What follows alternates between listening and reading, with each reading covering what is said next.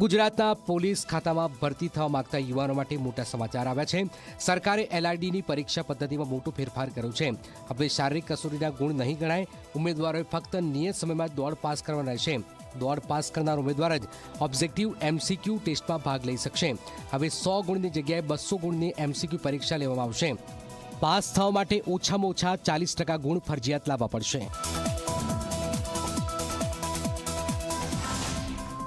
30 માર્કનું maths છે, 30 માર્કનું reasoning છે અને 20 માર્કનું ગુજરાતી ગ્રામર છે અને એ પાર્ટ એ માં છે અને પાર્ટ બી તેમાં વિવિધ સબ્જેક્ટો છે અને 200 માર્કનું રહેશે। તો ખાસ કરીને કે જો ચોરી કરનારો વર્ગ છે કે પેપર ફૂટવાની સંભાવના છે તે સાવ નહીવત ગણાશે।